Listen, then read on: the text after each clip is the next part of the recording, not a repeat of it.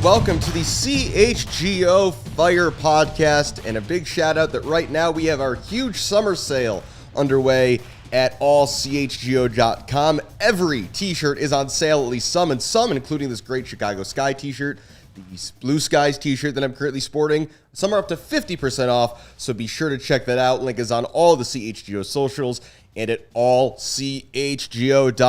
I am Alex Campbell. Thanks for joining me again this week. And Joe Chatz is back in the co-host seat as we're going to talk about some Chicago Fire wins, more Chicago Fire wins, and then later we'll be joined by Jeff Rueter of The Athletic to talk Leagues Cup, Minnesota United, the Fire's upcoming opponent, plus Messi. There's a World Cup going on. It's a busy time in American soccer, so we will get to all of that. Joe, how are you? Thanks for being back on the show. Pleasure. Just happy that we can talk about a team that's relevant and not having a depressing conversation like the first time I was here. Yeah, no, we are on the up. The Fire are literally, very pun intended, every time we say this, they are the hottest team in Major League Soccer. 5 wins from their last 6 games, headed into the Leagues Cup, and we'll get more into that later. Minnesota just blowing away Puebla the other night, despite picking up a red card in like the 30th minute of that game. So it's an interesting prospect, these next 2 games coming up in the week. But first, we have 2 games we have to talk about since the last time we were here.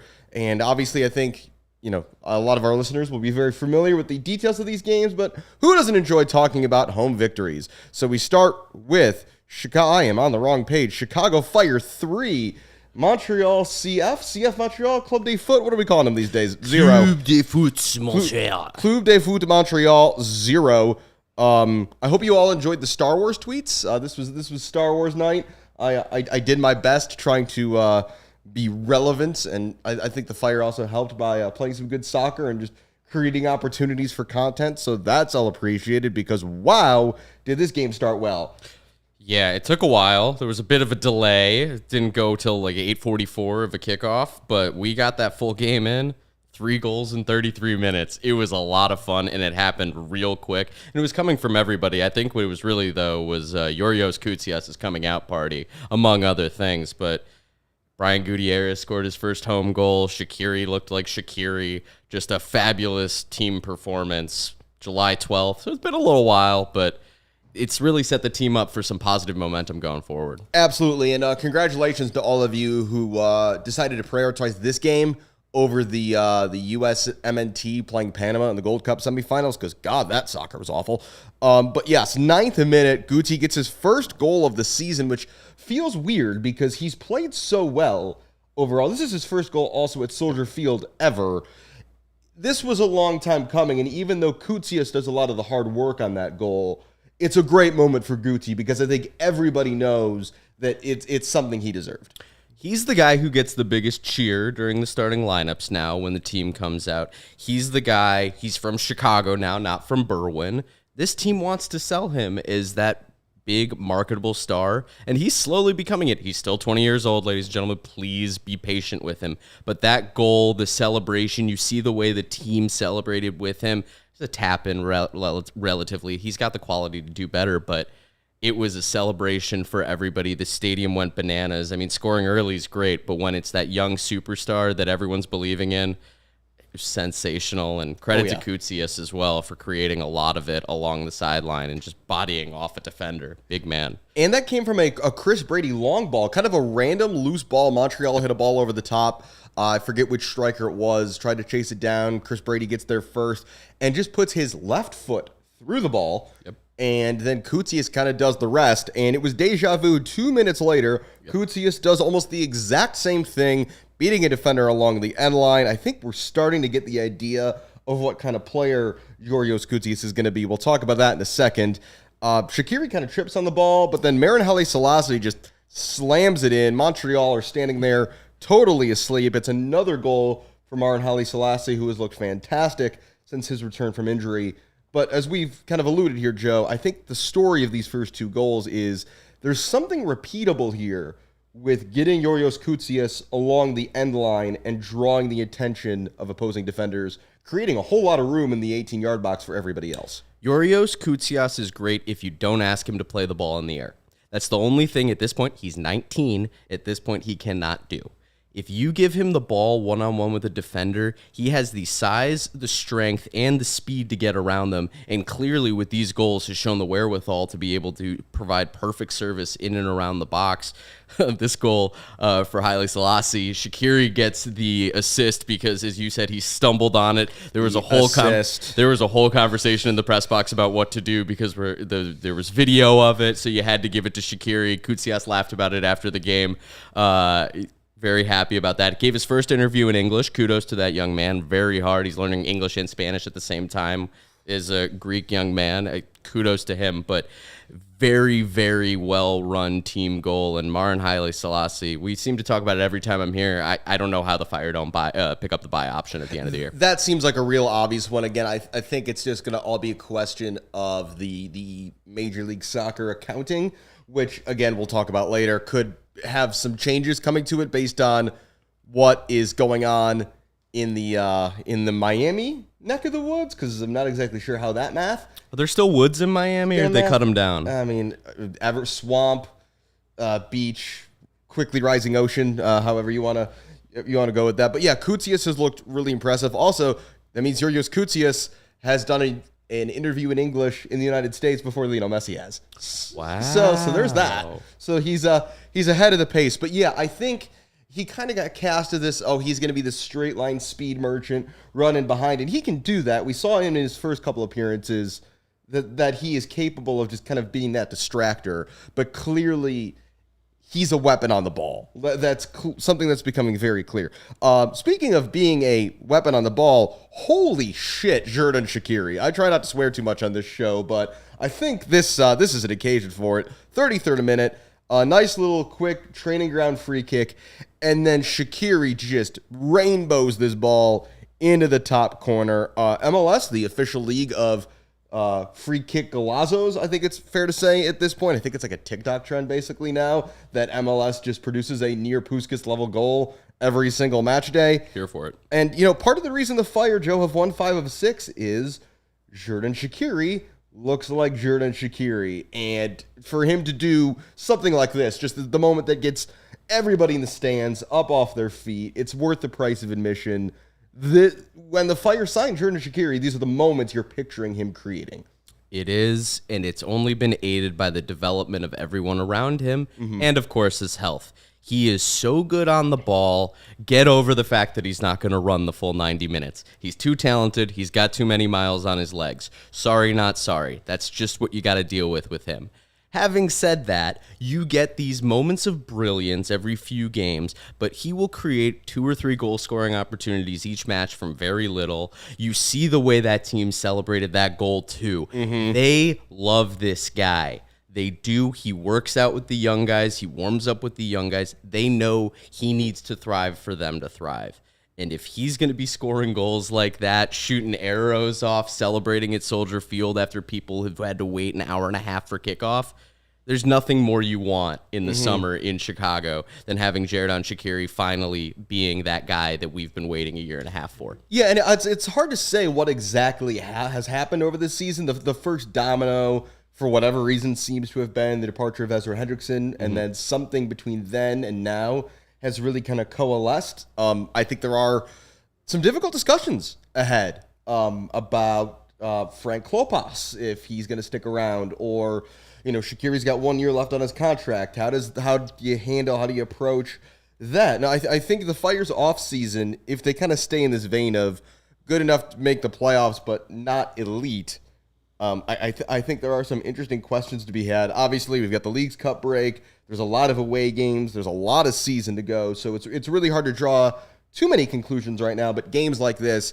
halves like this, are really exciting to see. The second half of this game was not particularly interesting. Minnesota also missed a penalty in the first half. So the Fire get another shutout at home. Chris Brady gets another shutout at home. Speaking of soccer that wasn't very interesting, instead of 45 minutes of it, here's 90 minutes of it. Chicago Fire 1, Toronto FC 0. First, what is going on with these Toronto kits?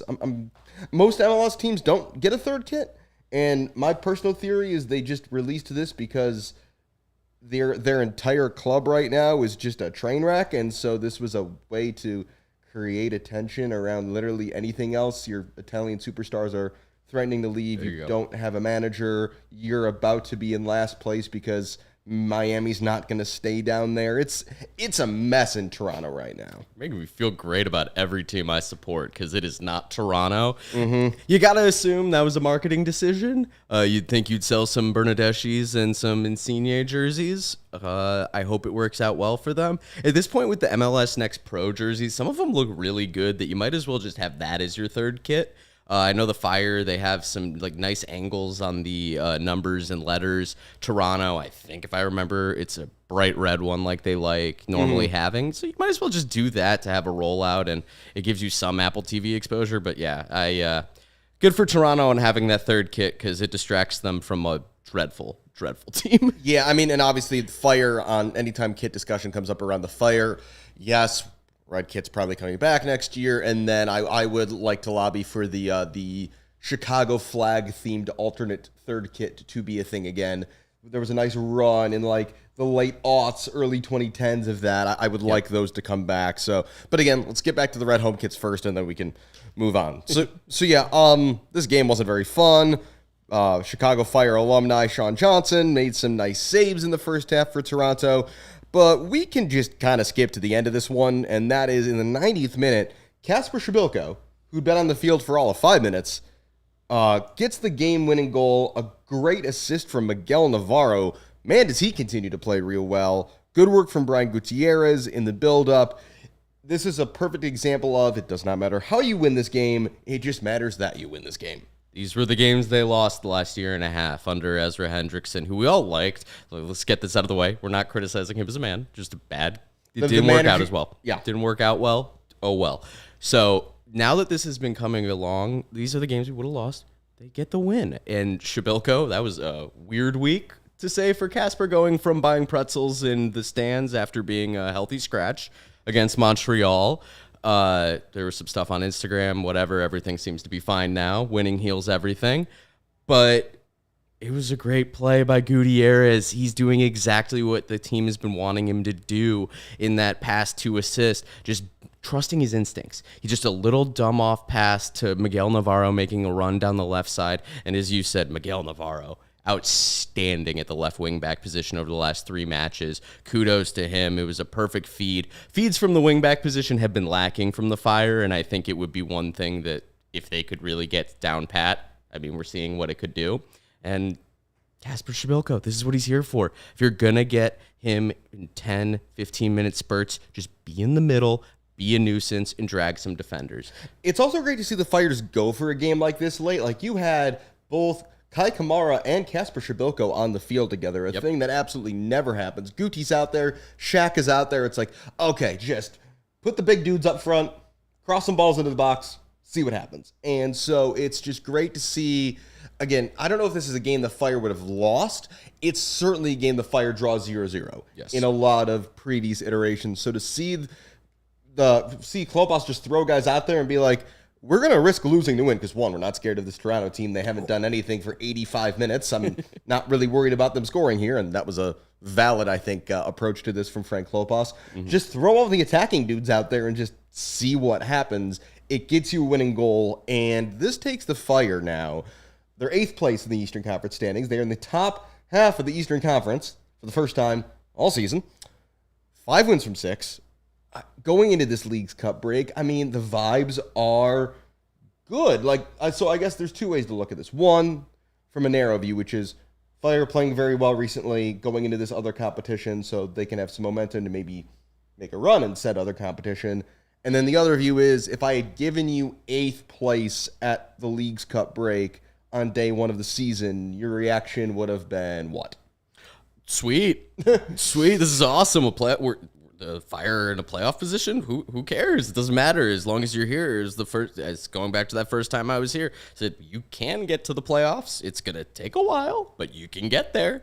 And it's a miracle they're there. I have to assume they're gonna throw out a top level lineup against. I'd hope against Minnesota. We can have the discussion about against Puebla. Yeah, it really depends on. We'll talk about this more later. The Minnesota game totally dictates how you approach the Puebla game because 2 out of the 3 teams go through, and if it becomes pretty obvious that the Fire and Minnesota are the 2 going through, you can kind of alter that as you see fit. But no, the Fire in a position now where, again, they're good momentum, and we'll take a look in a moment here at the Eastern Conference standings in Major League Soccer, and it's, the Fire, they've got a game in hand against Atlanta, who's 1 spot above them. They're in one of those wild card spots right now. They've got a couple point cushion to being down in 9th. You can see there's the picture. Montreal is the team on the outside looking in 10th. DC United is right there. Atlanta's, you look at those teams. Cincinnati, New England, Philly, even Nashville, and to an extent Orlando, you can probably forget about catching those guys. But other really than those top 2 spots, Joe, there's going to be a lot of movement. There's a lot of season to go.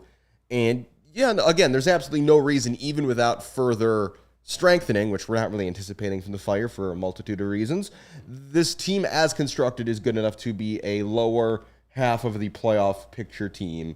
And I think they've cemented that these last few weeks. Absolutely. As long as they don't give up a lot of goals, they're not really prone to scoring a multitude, except against Montreal for whatever reason, they'll be fine. They've got a solid enough back line. They've got a very good young goalkeeper who doesn't allow dumb goals, except the one in Philly earlier this year, which everyone makes a mistake at Subaru Park, it seems like. So can't really get mad at him over that. There's absolutely no reason for this team not to at least put themselves in the position to play a playoff game. And at this point, Columbus, some of these teams ahead of them, they're there, but there's no reason to think they're going to be that much better than the Fire going forward. And they might really go for the League's Cup as well. I could see Columbus really caring about that event. Yeah, and it's going to depend on how that bracket shakes out. There's a crazy...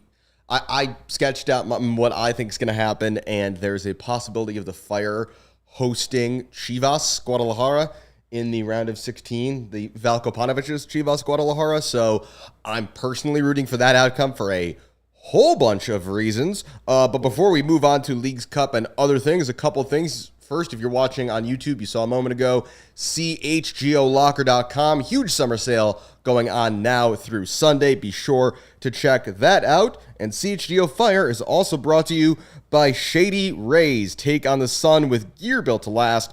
Our friends at Shady Rays have you covered for the warm weather ahead with premium polarized shades at an affordable price. Shady Rays is an independent sunglasses company offering a world-class product. It's just as good as any pair we've worn. Durable frames, extremely clear optics for all your outdoor adventure. And Shady Rays offers the most insane protection in all of eyewear. Every single pair is backed by a lost or broken replacement, which if you're like me and have a tendency to do both of those things with your sunglasses, is a huge boost for your peace of mind. So if you lose or break a pair, even on day 1, they will send you a brand new pair, no questions asked, so you can wear your Shady Rays with confidence because they have your back long after the purchase. Shady Rays is providing much-needed support also to nonprofit partners across the U.S. through their Shady Rays Impact Program, from building play sets for pediatric cancer patients to moving young adults with MS, the outdoor adventure of a lifetime. Shady Rays is making an impact in your community and others like it now and for years to come. So remember, if you don't love your Shady Rays, you can exchange them for a new pair or return them for free within 30 days. No risk when you shop. Their team always has your back. Exclusively for CHGO listeners, Shady Rays is giving out their best deal of the year. Go to shadyrays.com and use code CHGO for 50% off 2+ pairs of polarized sunglasses. I cashed that deal in for myself yesterday. Got the email this morning that they are on their way. I am very excited about that. So you can try for yourself the shades rated 5 stars by over 250,000 satisfied customers. Shady Rays providing that 50% off, got thrown off by copy again. Shady Rays, 50% off 2 pairs of polarized sunglasses with code CHGO. If you're watching on YouTube, you can see the little ad there at the bottom of your screen. Super excited right now. One of maybe the best promotions I think we've ever had here at CHGO. Got somebody in the chat saying they hope to see the Fire against Club America. That would also be good. I'm in favor of the Fire, Joe, against any big team from Mexico. Just anybody who's going to create a raucous atmosphere at Soldier Field. We saw the Fire take on Cruz Azul in like the kind of preview beta testing version of this competition a couple years back at SeatGeek. That was pretty fun.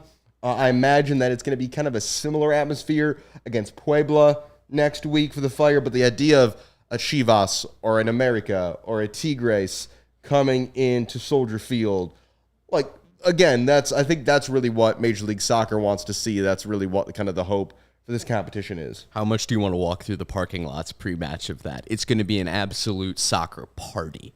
I mean, Puebla's a Monday night game, and people are going to be showing out. Who doesn't love Monday night football? But it's not traditional in the United States, and if we can get some more teams to enhance this opportunity, this tournament, we've got a wonderful Mexican-American community in Chicago. Let's give them the opportunity to probably root for a team that they root for, and hey, I think that would be a lot of fun, and I'm here for it. I mean, anybody who, we've referenced this before on this show, but anybody who was at the 2019 Gold Cup final here in Chicago remembers that experience. And like, you're not going to get that. Like, the Mexican national team is in their own stratosphere of popularity and fan attendance. Like, can't compare that to anything else. But probably the next best thing is any one of those Liga MX giants coming into town. And also, as I said before, if it was possible to get Veljko Paunovic back in town, that'd be very fun. I don't think he's prepared for me to ask him questions about his coaching experience at Reading. That's the issue. I'm going to ask him about the championship, and he's going to expect, MLS and Liga MX questions. Pano, another guy in the long-running history of Chicago Fire coaches. Nice guy. Not the best results, but seeing Pano back in a Chicago Fire environment would be very funny. We're going to be joined in a few minutes by Jeff Rueter of The Athletic, and we're going to talk about a whole run of stuff with him. But before Jeff comes in, Joe, and we'll get his thoughts on this, the center of the American soccer universe right now is Fort Lauderdale, Florida. Drive Pink Stadium, or Derv Punk, or whatever people want to call it. I heard somebody call it an Erector Set Stadium. That also seems pretty apropos. What was your general reaction to episode 1 of Messi's Traveling Circus that ended with that free kick over Cruz Azul? So it's Friday night. I'll paint the picture. It's Friday night. I'm in my apartment. Just finished covering the Red Stars' loss in Louisville. No one was happy. Alyssa Nair is playing great on the other screen. I put Miami on the small screen. My girlfriend proceeds to ask, why did they keep bringing up this Messi guy? So that was really fun to explain. But the build-up. That's just a... relationships are wonderful. We're watching, and you just hear the build-up as he's coming on the field, as you're getting ready. I had the volume up because I just wanted to hear how loud it got when he went to warm up on the sideline before he came in. And I'm smiling right now because this moment was just everything you care about in soccer, in sports, to see what seems inevitable, what everyone knows is going to happen just like that. First off, people, get off your phones and watch these things happen. A lot of these angles were bad. All right, your camera shot wasn't that great. So enjoy these messy moments. It's kind of like filming a concert. It's like, what is this for? Like, exactly. The video of Messi scoring on Twitter, on X, has been viewed like 1 billion times or something stupid. Like, this, it was just the picture perfect beginning to this. The free kick for the goal, him getting to celebrate with his family, because for those who aren't familiar, normally, especially in Europe, and even generally in Major League Soccer, families are sitting up in a private box. They're not near the field.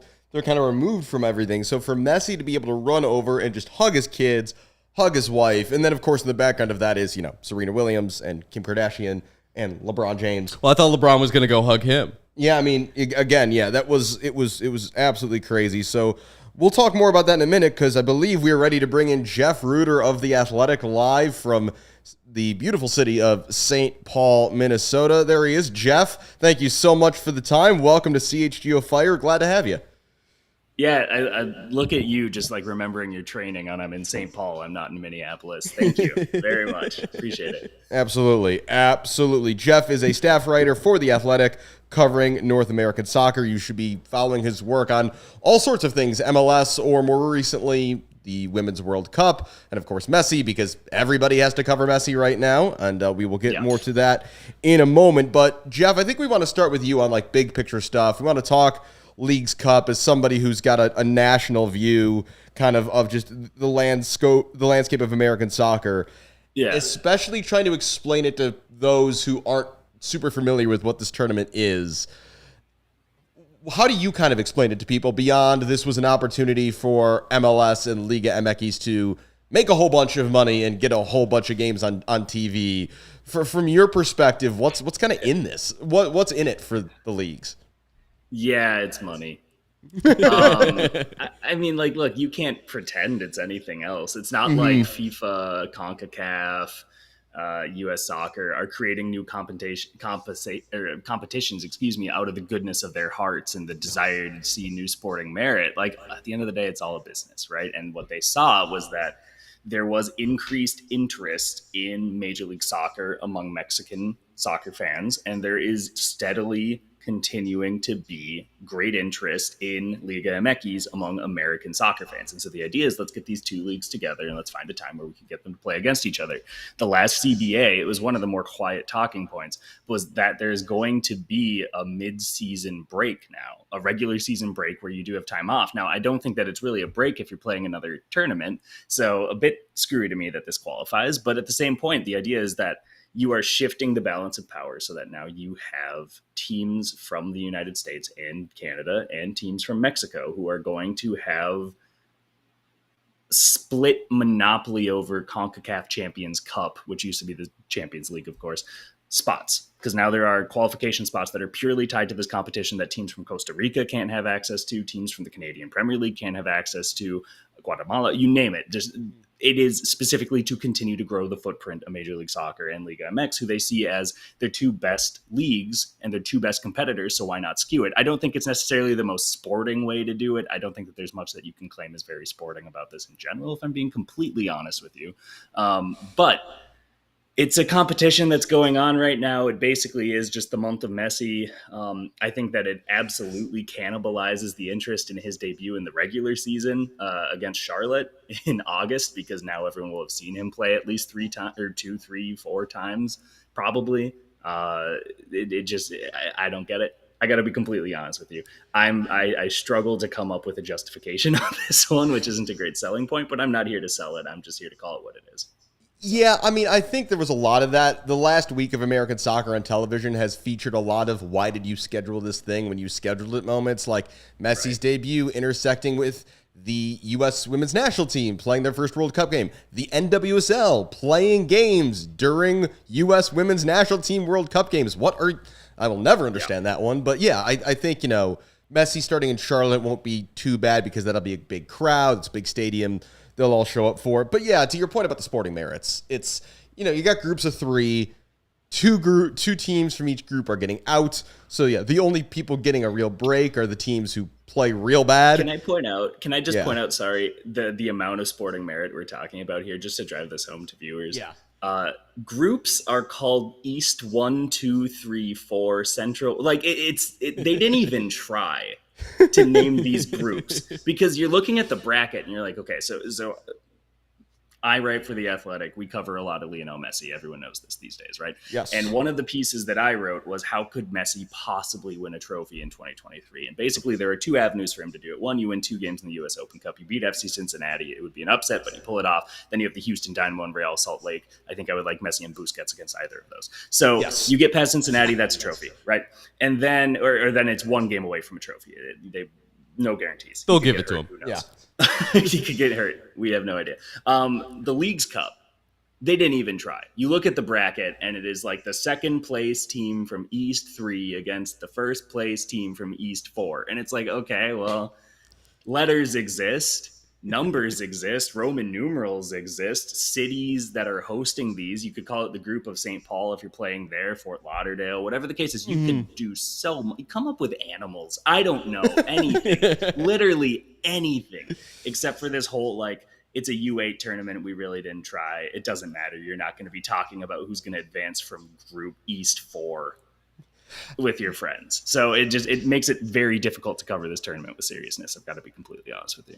I mean, they could have done, I'm biased about this, but they could have done the thing that the NHL used to do and just name it after people. Like, I miss there being a Campbell conference. That was a fun thing that existed. Can I sponsor Central Group 4 of the League's Cup? Well, have the group with Chicago, like draw them with Club America and call it the Cuauhtémoc Blanco group, right? Like that's compelling. That is something where you can point at it and say, hey, these are fans that are going to care about this. They're going to understand who this is, and they're going to want to claim, even if it's just 2 games in a tournament, a group of 3, that they have ownership over Cuauhtémoc Blanco. They're going to want to do that, right? Like it's right there for you.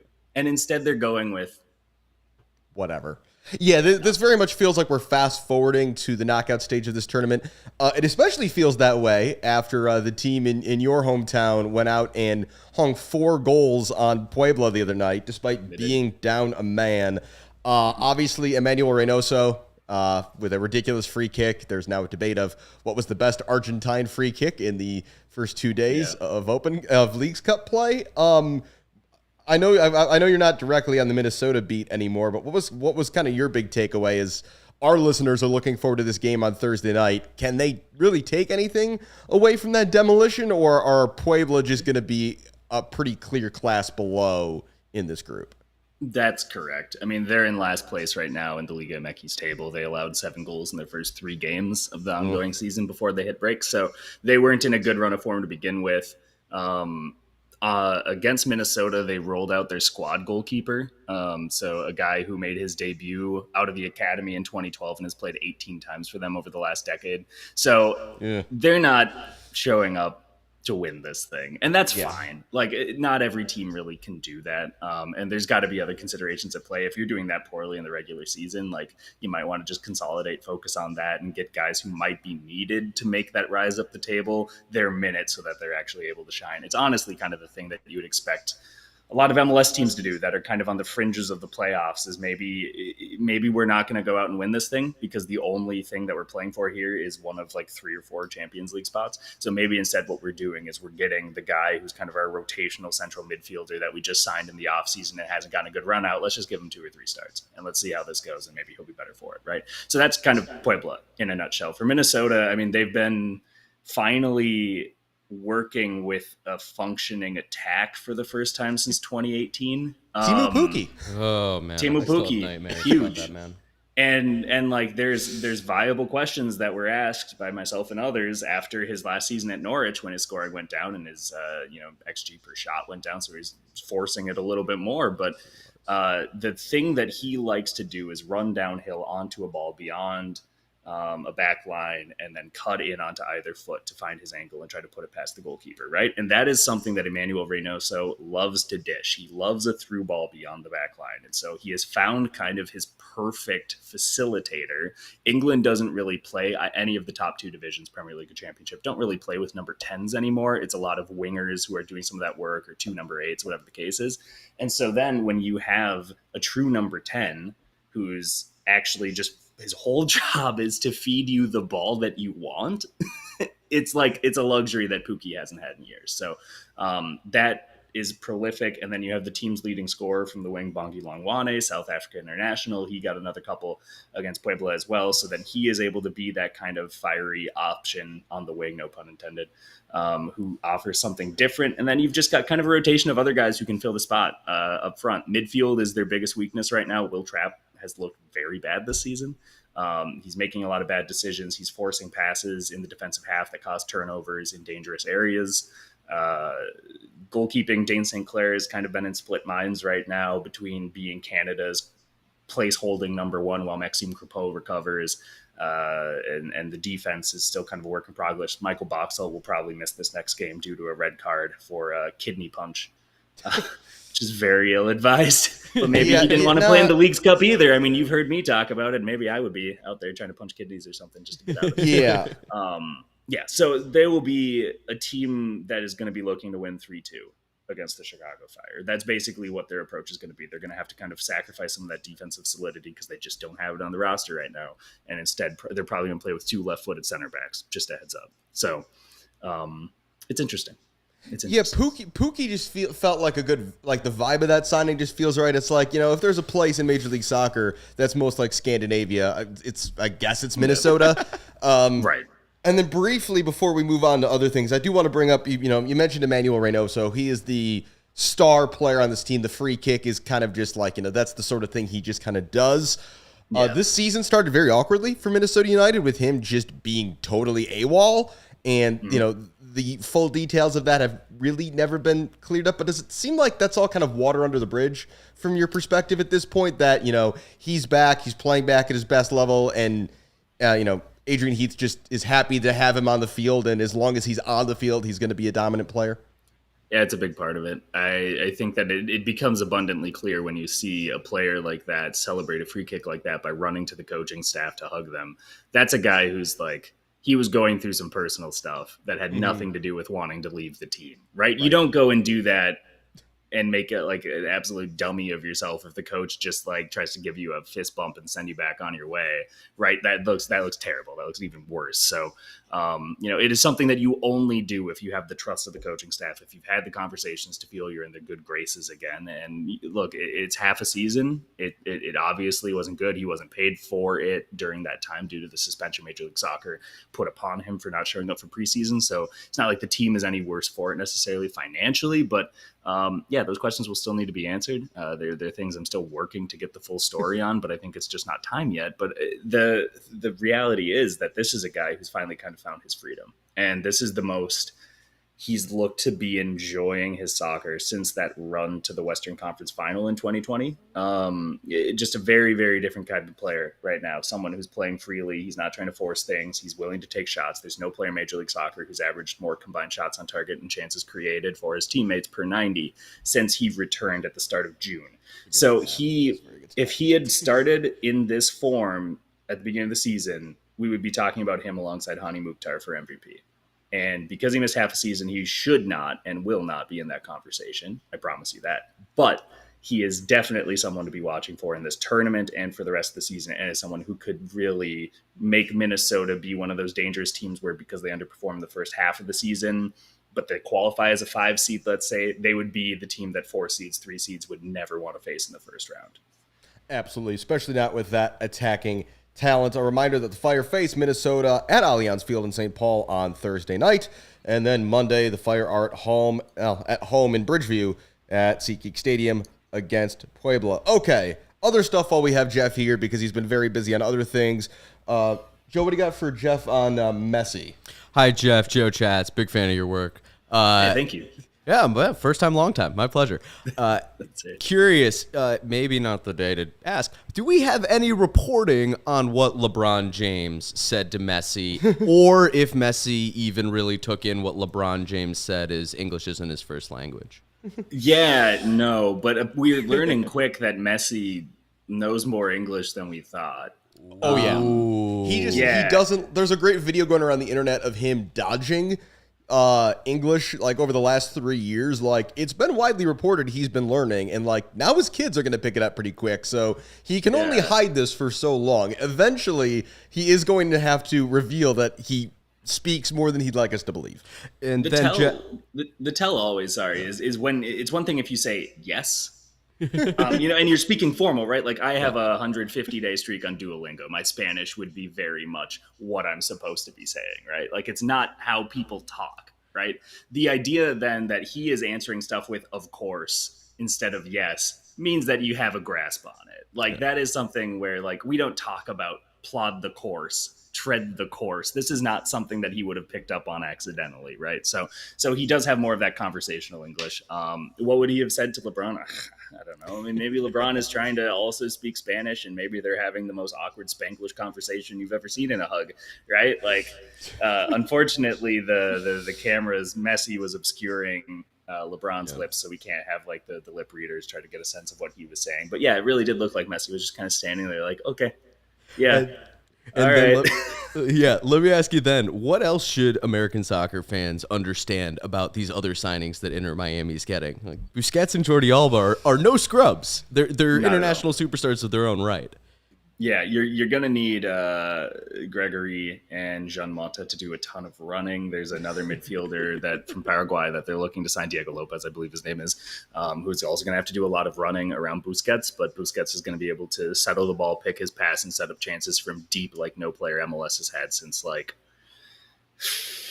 prime Dax McCarty, I guess. Like, and I know that that's like a funny comparison in one sense because it's like an MLS lifer in Sergio Busquets, but that is something that Dax McCarty could do with regularity when he was playing for Chicago, when he was playing for New York, even his first years in Nashville, and a little bit to this day. Like, it's just going to be an outlet that really teams haven't tried in Major League Soccer, which would be very interesting to see. It's still a league that's so funneled through central attacking midfielders that you're not really going to be trying to create chances from deep as much as, say, Barcelona would have been over the last 5 years of their evolution or devolution, take your pick. With regards to Jordi Alba, that's a perfect signing with Franco Negri's injury because pretty much the only dependable source of chances created from the first half of the season under Phil Neville came at left back.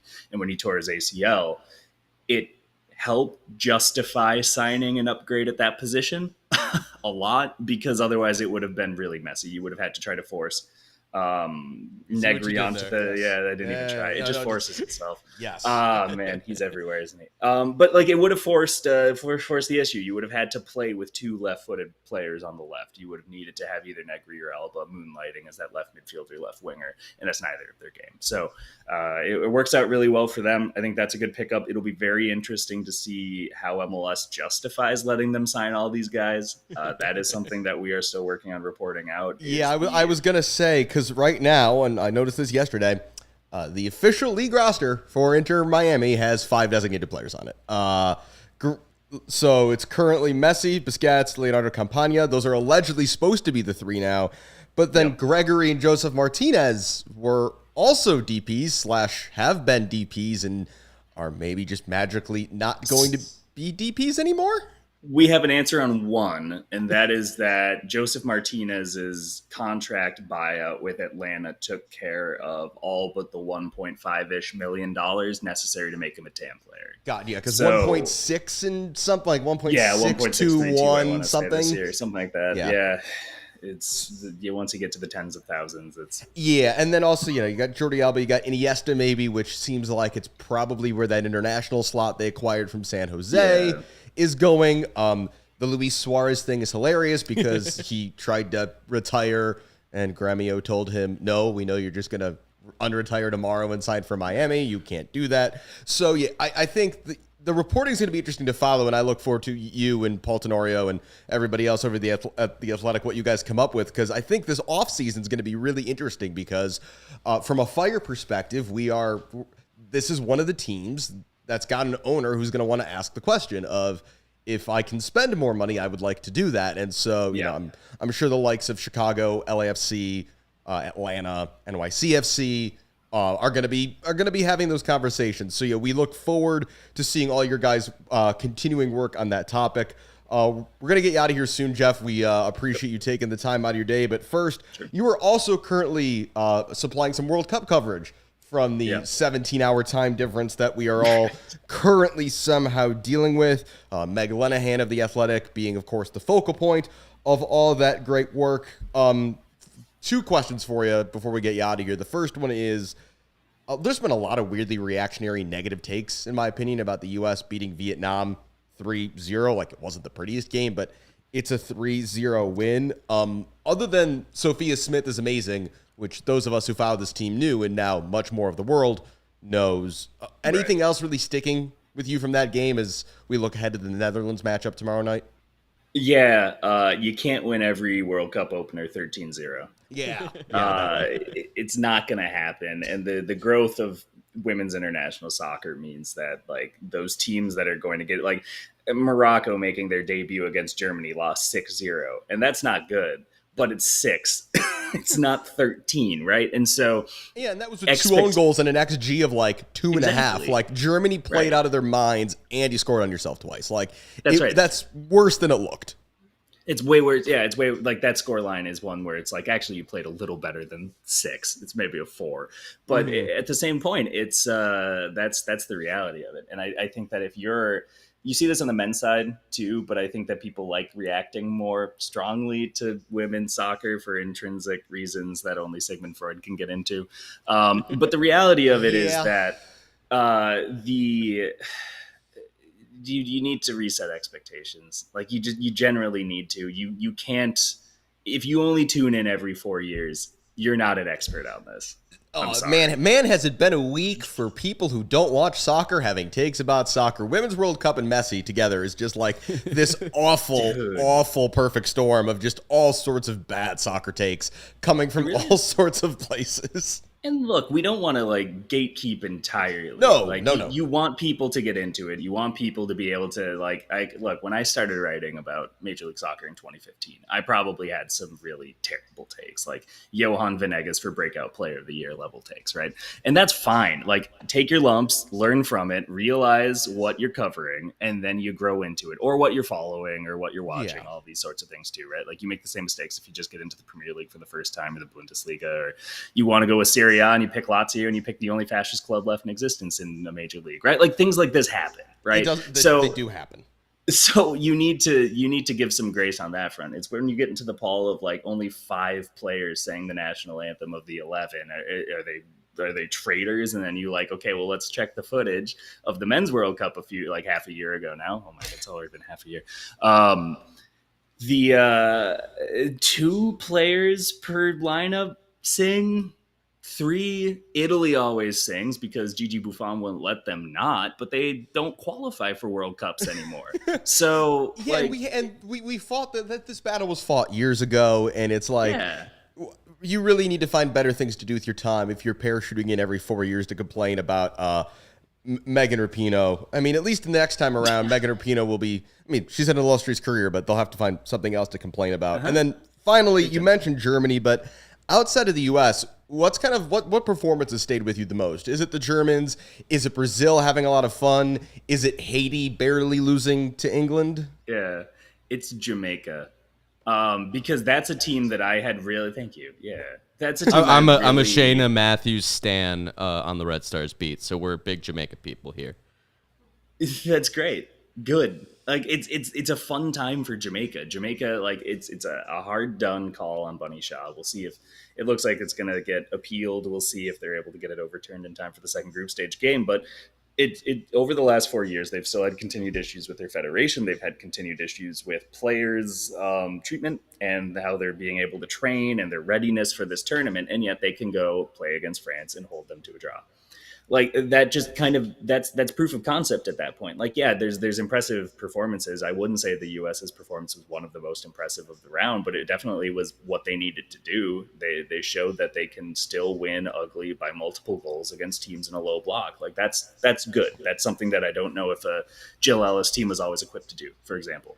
But certainly something that the men's national team does not do particularly well. Oh no, they don't. But that's, I mean, at this point we're talking about the 20th best team in the world versus the first, right? Versus like, the best team in the world. Yes, there are levels to these things. Absolutely. Yeah, totally. I mean, like Brazil, you're right. It is fun. It's a changing of the guard sort of thing. But I think with Jamaica, you're actually seeing that there is another country besides Canada and the United States in CONCACAF that is going to be here not just to qualify and then drop out, but collect a little bit of money for the federation along the way, but actually like be players in it. And there are young players on Jamaica. I really like Jody Brown, plays for Florida State right now.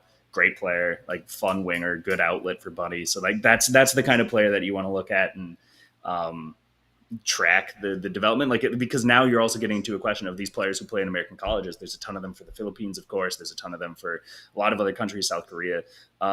How many of them are going to go to the NWSL route, and how many of them are going to be picked up and be going abroad? And for young American players, how many of them are going to do the Katarina Macario and Lindsay Horan thing and want to play abroad now, right? So like we're in this kind of the next phase of it is kind of the sophistication of club football and catching up to what I'm going on Sky Sports later tonight, so I'm already practicing calling it football. But there's the there's the sophistication of the whole ecosystem that we're so accustomed to on the men's side, which kind of forces you to not skip out for 3.5 years outside of World Cup windows, right? That is, I think, going to be more the story of the next 4 years of women's soccer, as you're looking at the United States and generally the rest of the world.